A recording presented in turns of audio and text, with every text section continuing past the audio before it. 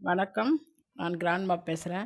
திருமதி கனிமொழி அவர்கள் சொல்கிறார், திரு மோடி அவர்கள் அரசியல் லாபத்திற்காக முஸ்லிம்கள் மீது வெறுப்பு அரசியல் செய்கிறார் அப்படின்னு சொல்லியிருக்காங்க. அப்புறம் காவிரி நீர் பற்றியும் பேசியிருக்காங்க. அதை பற்றி தான் இன்றைக்கி பேச போகிறோம். திரு மோடிஜி அவர்கள் அரசியல் லாபத்திற்காக முஸ்லிம்கள் மீது வெறுப்பு அரசியல் செய்கிறார் என்று திருமதி கனிமொழி அவர்கள் சொல்கிறார். ஆமாம், அவர்கள் அரசியல் லாபத்திற்காக முஸ்லீமை வைத்து அரசியல் செய்கிறார். தமிழ்நாட்டில் இந்து மதத்தை வைத்து இவர்கள் அரசியல் செய்கிறார்கள்.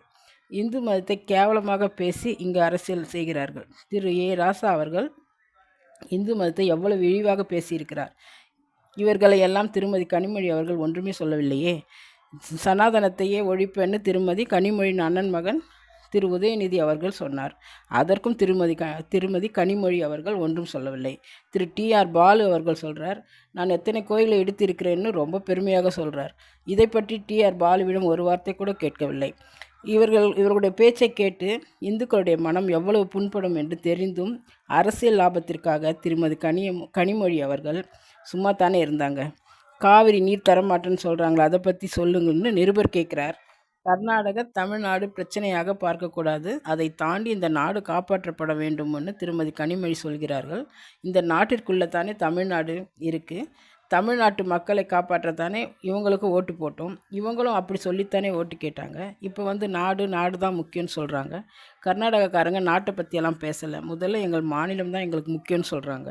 இவங்களுக்கெல்லாம் எதுவும் கேட்க மாட்டாங்க. இவங்கெல்லாம் எதுவும் கேட்க மாட்டாங்கன்னு தெரிந்து தான் தண்ணீர் தரமாட்டேன்னு தைரியமாக சொல்கிறாங்க. இவங்க கூட்டணியில் இருக்கும் ஒருவர் பிரச்சாரத்திற்காக பெங்களூர் போயிருக்கிறார். அவரை கூட ஒன்றுமே கேட்கவில்லையே. காவிரி நீர் பற்றி பிறகு பேசிக்கலாம்னு சொல்கிறாங்க திருமதி கனிமொழி அவர்கள். எப்போ பேசுவாங்க? அவர்கள் மேகதாது அணை கட்டிய பிறகு இதை வைத்து அரசியல் செய்வார்களா? திருமதி கனிமொழி அவர்களே, பிரதமர் மோடி எப்படி மதத்தை வைத்து அரசியல் செய்கிறார்னு சொல்கிறீங்களோ அதே மாதிரி தான் நீங்களும் மதத்தை வைத்து அரசியல் செய்கிறீங்க. டெல்டா விவசாயிகளை பார்த்தால் உங்களுக்கு பாவமாக இல்லையா? காவிரி நீரை நம்பித்தானே அவங்க இருக்காங்க. ஓட்டு போட்ட விரலில் இருக்கின்ற மை கூட இன்னும் போகலையே. ஓட்டு போட்ட மக்களை மறந்துட்டிங்களே. பிடிச்சிருந்தால் லைக் பண்ணுங்கள், ஷேர் பண்ணுங்கள், சப்ஸ்கிரைப் பண்ணுங்கள். மறக்காமல் சப்ஸ்கிரைப் பண்ணுங்கள். உங்கள் கருத்தை பதிவு பண்ணுங்கள். நன்றி, வணக்கம்.